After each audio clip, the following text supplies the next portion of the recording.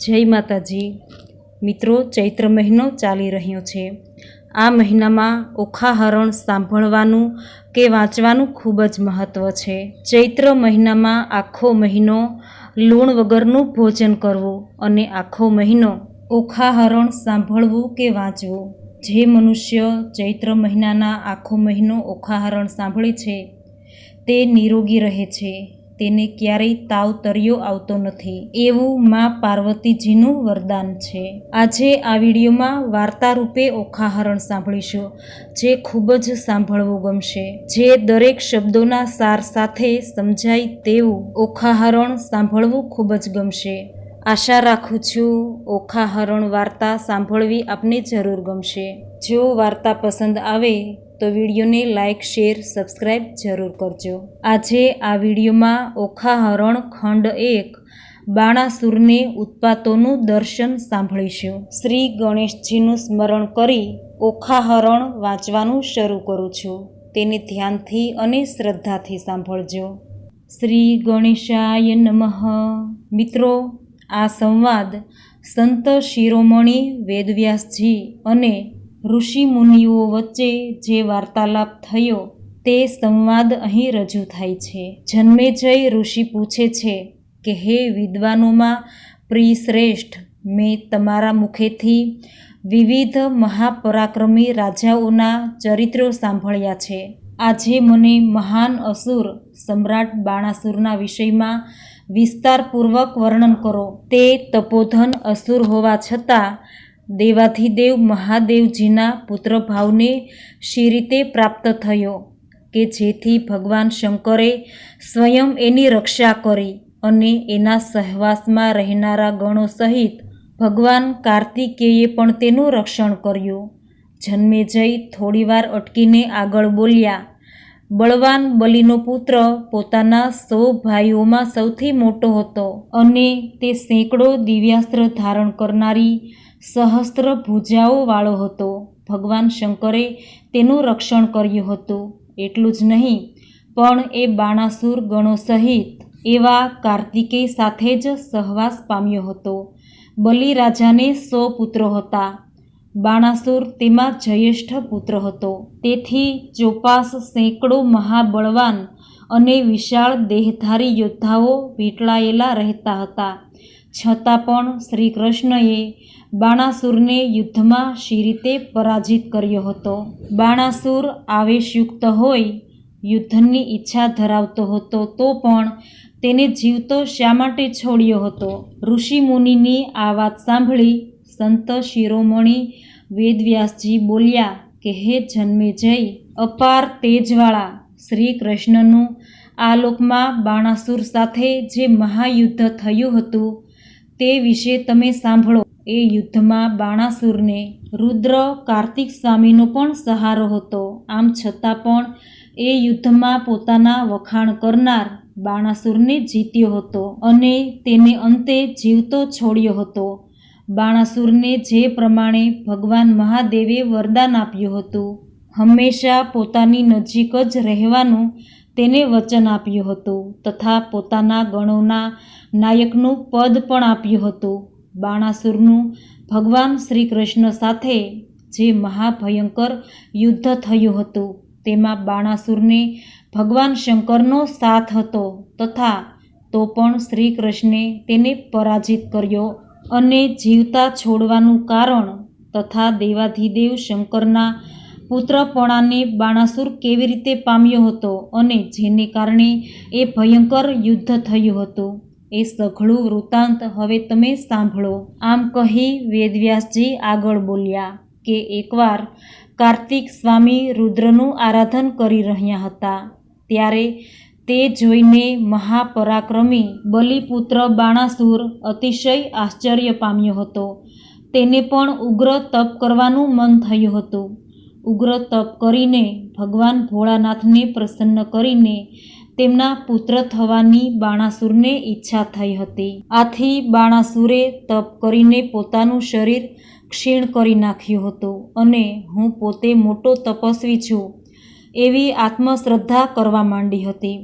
તેના ઉગ્ર તપથી ભગવાન ભોળાનાથ ઉમા માતા સહિત પ્રસન્ન થયા હતા અને નીલકંઠે પરમ પ્રીતિને પ્રાપ્ત કરીને બાણાસુરને કહ્યું કે હે બાણાસુર, તું માંગ, તું જે માગે તે આપું, તારું કલ્યાણ થાઓ.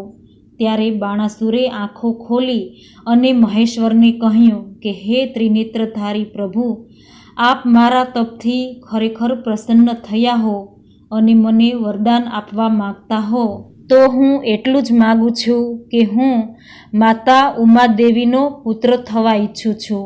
મારે બીજું કંઈ જ ન જોઈએ. આ સાંભળીને ભોળાનાથે ધીમું હાસ્ય રેલાવતા તથાસ્તુ કહી દીધું અને પછી પાર્વતીજી સામે જોઈ અને ભોળાનાથે કહ્યું કે આ બાણાસુરને તમે કાર્તિકેયજીના નાના ભાઈ તરીકે સ્વીકારો. એ આજથી તમારો પુત્ર છે, એનો તમે સ્વીકાર કરો. કાર્તિકેયજી અગ્નિથી ઉત્પન્ન થયા છે. શોણિતપુરમાં તેમનું જે રીતે પ્રાગટ્ય થયું છે તે જ પ્રદેશમાં આ બાણાસુરનું શહેર થશે. એ શહેર પણ શોણિતપુર તરીકે પ્રખ્યાત થશે. વળી એ શહેરનું હું ચારે તરફથી રક્ષણ કરીશ, તેથી તેના પર કોઈ શત્રુ ચઢાઈ કરી શકશે નહીં. કાર્તિકેયજીએ બાણાસુરને પોતાનો નાનો ભાઈ માની અને એના પર પ્રસન્ન થઈને અગ્નિ સમાન તેજસ્વી એક ધ્વજ અને પ્રદીપ્ત તેજવાળો એક મોર વાહન તરીકે ભેટ આપ્યો હતો. દેવાધિદેવ શંકરના તેજથી દેવો, ગંધર્વો, યક્ષો અને સર્પો પણ તેની સામે યુદ્ધ કરવામાં તૈયાર નહોતા થતા હતા. આમ શંકર ભગવાનથી સદાય રક્ષિત હોવાથી બાણાસુર ઘમંડી બની ગયો હતો અને પોતાના અપાર બળને કારણે છકી ગયો હતો. તે હંમેશા યુદ્ધ શોધ્યા કરતો હતો. આથી એક દિવસ તે ભગવાન ભોળાનાથ પાસે ગયો. આટલું કહીને વેદવ્યાસજી થોડીક વાર માટે અટકી ગયા. ત્યાર પછી લાંબો શ્વાસ ખેંચીને વ્યાસજી આગળ બોલ્યા. ભગવાન શંભુની સ્તુતિ વંદના કરીને બાણાસુર બોલ્યા, હે તાત, મેં તમારા આશ્રયની મદદ અને બળના અભિમાનને કારણે સાધ્ય દેવો સહિત મરુત ગણો સહિત દેવોને અનેકવાર જીત્યા છે. તેથી તેઓ પરાજયથી ખૂબ જ ત્રાસી ગયા છે અને મને પરાજિત કરવામાં નિરાશ થયા છે. તેથી જ આ શહેરમાં આવી સુખેથી વસી રહ્યા છે. કેટલાક દેવો તો મારાથી હારીને સ્વર્ગમાં જઈને આરામથી રહે છે. હવે મારી સાથે યુદ્ધ કરવાવાળું કોઈ રહ્યું નથી. આથી હું યુદ્ધ વિના નિરાશ થઈ ગયો છું. હવે યુદ્ધ માટે મારી ભુજાઓ તલસાટ મચાવી રહી છે અને મારા માટે યુદ્ધ વિના જીવવું વ્યર્થ થઈ ગયું છે. માટે હે શંભુ, કોઈ મારી સાથે યુદ્ધ કરવા આવશે કે નહીં એ વિશે મને આપ જણાવો. હે પ્રભુ, મને યુદ્ધ વિના ક્યાંય ચેન પડતું નથી. માટે મારા પર કૃપા કરો અને મારી સાથે કોઈ મહાભયંકર યુદ્ધ કરે એવું કંઈક કરો. બાણાસુરના આવા વચનો સાંભળીને ભગવાન ભોળાનાથ મંદ મંદ હાસ્ય રેલાવતા બોલ્યા કે હે મહાન દાનવ, તને જે રીતે તારા વિચારવા મુજબ મહાભયંકર જે યુદ્ધ પ્રાપ્ત થશે તે પ્રકારને તું સાંભળ. અને દાનવરાજ, તારો આ ધ્વજ પોતાના સ્થાને સ્થાપિત થયો હશે, છતાં જ્યારે પણ તેનો ભંગ થશે ત્યારે તને મહાભયંકર યુદ્ધ પ્રાપ્ત થશે. ભગવાન ભોળાનાથના આવા વચનો સાંભળીને બાણાસુરના હર્ષનો કોઈ પાર રહ્યો નહીં.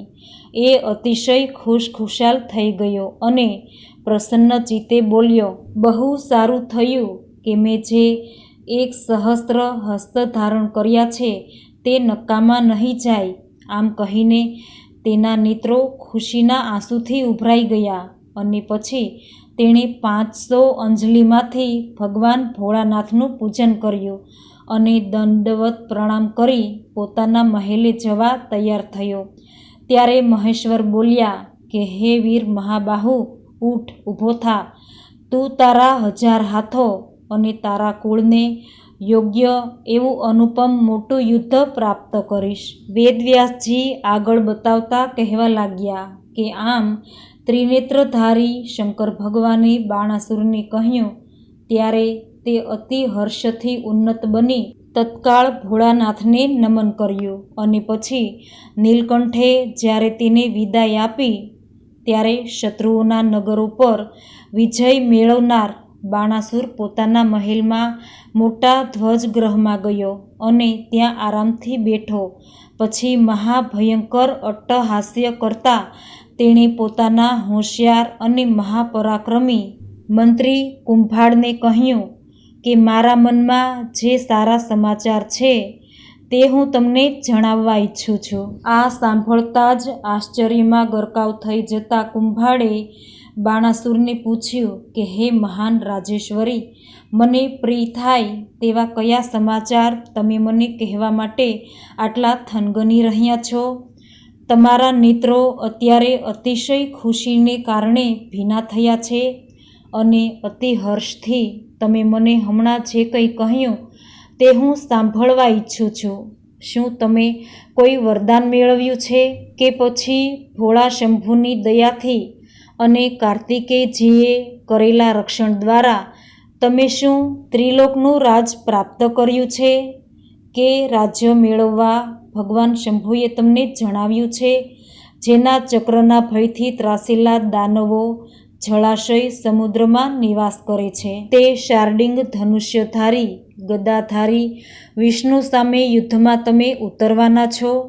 શું તમારા ડરથી લોકપાલ ઇન્દ્ર પાતાળમાં ચાલ્યો જવાનો છે કે પછી હવેથી દિતિપુત્રો વિષ્ણુના ત્રાસથી શું છૂટી જવાના છે કે પછી મહાન અસુરો તમારા બળાશ્રયથી પાતાળનો આશ્રય છોડી સ્વર્ગમાં રહેવા જવાના છે?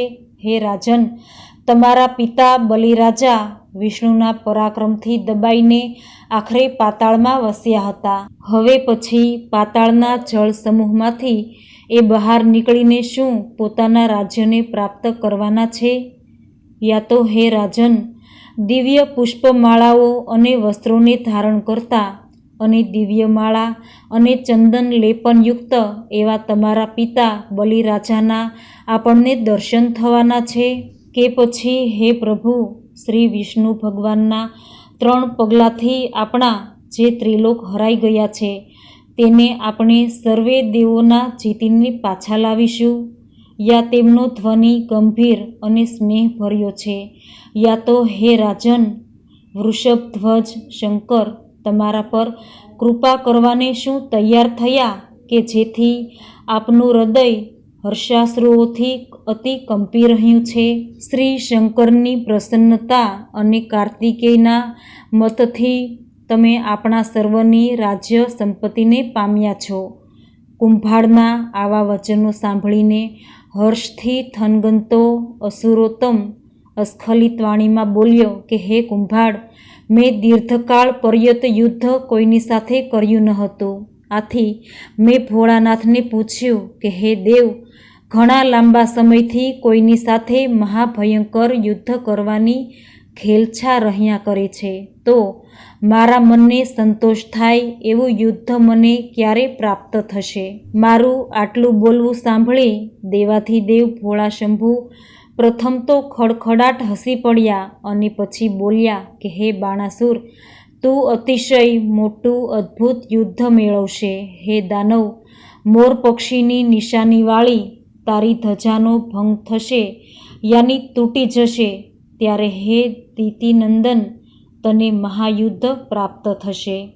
શંકર ભગવાનના આવા વચનો સાંભળીને હું અતિ પ્રસન્ન થયો છું અને ભોળાનાથને પ્રણામ કરી તારી પાસે આવ્યો છું. બાણાસુરના આવા વચનો સાંભળીને કુંભાડે બાણાસુરને કહ્યું કે હે રાજન, આ જે વચન કહો છો તે યોગ્ય નથી. કુંભાડ બાણાસુર આ વાત કરી રહ્યા હતા ત્યારે લોકપાલ ઇન્દ્રના વજ્રથી હણાઈને બાણાસુરનો તે ઊંચો ધજા અતિ વેગથી જમીન પર તૂટી પડ્યો. તે ધજાને પડેલી જોઈ બાણાસુર આનંદ વિભોર થઈ ગયો. તેને યુદ્ધના આગમનનો અણસાર આવવા માંડ્યો. પછી ધરતી પર ઇન્દ્રનું વજ્ર પડવાથી ધરતી પણ કાંપવા લાગી. ભૂમિ પરની બિલાડી અવાજ કરવા લાગી. તે અમંગળ ગર્જના કરવા લાગી. દેવેન્દ્ર ઇન્દ્ર શોણિતપુરમાં ચારે તરફ અઢળક રક્ત વરસાવવા લાગ્યો. સૂર્યમંડળને ભેદીને મોટી ઉલ્કાઓ પૃથ્વી પર ખરવા લાગી. દેવ નક્ષત્રોમાં ઉદિત થયેલો એટલે કૃતિકામાં પ્રવેશેલ સૂર્ય આ નક્ષત્ર બાણાસુર જન્મનું હતું. ભરણીને બરાબર પીડવા લાગ્યો. ચૈત્ર વૃણો પર સેંકડો હજારો રક્તધારાઓ અચાનક જ પડવા લાગી. તારાઓ ખરવા લાગ્યા. વળી હે રાજન, અમાસમાં પૂનમરૂપ પર્વ નહીં હોવા છતાં સહુએ સૂર્ય અને ચંદ્રનો ગ્રાસ કરવા માંડ્યો હતો. એટલે કે અણધારેલું સૂર્યગ્રહણ અને ચંદ્રગ્રહણ થવા માંડ્યું હતું. લોકસંહાર સૂચવતા તે કાળે મોટો વજ્રપાત થવા લાગ્યો. રાત દિવસ ચમકારવાળું તિરંગી પરિધ ગોળાકાર મંડળ સંધ્યાના રોગવાળું હોય સૂર્ય આસપાસ તેને ઘેરવા લાગ્યું. મંગળ ગ્રહ કૃતિકા નક્ષત્રમાં વક્રી થયો. બાણાસુરના જન્મ નક્ષત્ર ભરણીનો જાણે તિરસ્કાર કરતો મંગળ જણાતો હતો. દાનવ કન્યાઓ તેની પૂજા કરતી હતી. ચૈત્ય વૃક્ષ કે તેને અસંખ્ય શાખાઓ હતી તે એકાએક જમીન પર તૂટી પડ્યું. બાણાસુર આવું બધું જોવા સાંભળવા છતાં પોતાના બળથી અભિમાની થઈ ઉઠેલો ને કંઈ પામી શક્યો નહીં. પણ બુદ્ધિશાળી કુભાંડ અમંગળની એંધાણી તરત જ ઓળખી ચૂક્યો હતો. આથી બાણાસુરના એ બાહોશ મંત્રીએ તેને સમજાવવા માંડ્યું કે હે રાજન, તમારી સમક્ષ આજે બધા ઉત્પાતો થતા દેખાય છે. તે કંઈ શુભ સંકેતો નથી. હવે આ યુદ્ધથી તમારા રાજ્યનો વિનાશ થશે. તમારી દુષ્ટ નીતિને કારણે અમે તમારા સર્વ પ્રધાનો, સેવકો તથા અનુયાયીઓ થોડા જ સમયમાં નાશ પામીશું. ઇન્દ્રની ધજા સમાન આ દૈત્ય વૃક્ષનું આજે ગર્વથી જ પતન થયું છે. તે જ રીતે મોહને કારણે બળની આકાંક્ષા રાખનાર, એ વ્યર્થ ગર્જના કરનાર તમારું આ ઘમંડના કારણે પતન થશે. શંકર ભગવાનની કૃપા વડે તમે ત્રિલોકનો વિજય મેળવ્યો છે, પણ હવે ગર્વને કારણે તમારો વિનાશ જણાય છે. તેથી જ તો તમે યુદ્ધ માટે તડપી રહ્યા છો અને યુદ્ધ કરવા માટે મોટી ગર્જના કરી રહ્યા છો. કુંભાડના વચનો પર ગર્વિષ્ઠ બાણાસુરે જરા પણ ધ્યાન ન આપ્યું, પણ તેનું મન તો એટલું પ્રસન્ન થયું હતું કે તેણે મદિરાપાન કરી પોતાના હરખને વધાવવા લાગ્યો. બીજી બાજુ કુંભાડ ભાવિના અંધકારભર્યા વાદળો આવતા નિહાળી અત્યંત ચિંતિત હતો. તે રાજમંદિર તરફ ગયો અને તત્વાર્થનો વિચાર કરવા લાગ્યો. રાજા મહાસુર પ્રમાદી દુષ્ટ બુદ્ધિનો થયો છે. તે વિજયના ઉન્માદમાં યુદ્ધ ઈચ્છે છે, પણ મદથી છકી ગયેલો તે યુદ્ધના પરિણામને જાણતો નથી. આ મહા ઉત્પાતોથી જે ભય જણાય છે તે મિથ્યા થનાર નથી, છતાંયે આ સર્વ ઉત્પાતોનું દર્શન મિથ્યા થાય તેમ છે. કારણ કે અહીં ત્રિલોકધારી શંકર અને મહાપરાક્રમી કાર્તિકેય સાક્ષાત બિરાજે છે. તેથી અમારો આ દોષ ઉત્પન્ન થઈને પણ કદાચ પરાજય પામે, નિષ્ફળ જાય તેવી શક્યતા છે. છતાં દાનવોનો આ રાજાના દુરાત્માપણાથી દોષિત તો થશે જ. ત્રિભુવનપતિ શંકર ભગવાન દેવો અને દાનવોના પણ સર્જક છે. તેમણે તથા કાર્તિકેયજીએ અહીં શોણિતપુરમાં નિવાસ તો કર્યો જ છે. કાર્તિકેયજી બાણાસુરને પોતાના પ્રાણથી પણ વધારે ચાહે છે અને ભોળાનાથને પણ તે અતિશય પ્રિય છે. પણ બાણાસુરે ગર્વિષ્ઠપણાથી પોતાના વિનાશ માટે જ ભોળાનાથ પાસે યુદ્ધરૂપી વરદાન માગ્યું છે અને યુદ્ધને કારણે જ બાણાસુર લાલચુ રહે છે અને તેથી અંતે તો મરવાનો જ છે. જો કવચ વિષ્ણુ ભગવાનને આગળ કરીને ઇન્દ્ર વગેરે દેવોની અહીં યુદ્ધ માટે પ્રાપ્તિ થશે તો શંકરના હાથે જ બધું બરાબર થઈ જશે. કારણ કે આ શંકર અને કાર્તિકેયજીની સામે આવીને તેમને યુદ્ધ આપવા માટે કોણ શક્તિમાન થશે? એ બંને દેવો બાણાસુરને મદદ કરવા માટે ઈચ્છા ધરાવે જ છે. ગમે તેમ પણ દેવોના દેવ ભગવાન શંકરનું વચન કોઈ કાળે પણ મિથ્યા નહીં થાય. તેથી સર્વ દાનવોનો નાશ કરનાર મહાયુદ્ધ અવશ્ય થશે જ. આ તત્વર્થને જાણનારો કુભાંડ ખૂબ જ ચિંતિત હતો. પછી તે મહાઅસુરને મનમાં કલ્યાણકારી સમાધાન કર્યું. જે લોકો પુણ્ય કર્મો કરનાર દેવો સાથે વિરોધ ધરે છે તેઓ યુદ્ધમાં જેમ બલિરાજા બંધાયો હતો તે જ રીતે વિનાશને પામે છે. ઓખાહરણનો પ્રથમ ખંડ અહીં સમાપ્ત થાય છે. આશા રાખું છું ઓખાહરણની આ સારયુક્ત વાર્તા સાંભળવી આપને જરૂર ગમી હશે. તો વિડીયોને લાઇક, શેર, સબસ્ક્રાઈબ જરૂર કરજો. ફરી મળીશું ઓખાહરણની બીજી વાર્તા સાથે, બીજા ખંડ સાથે. જય માતાજી.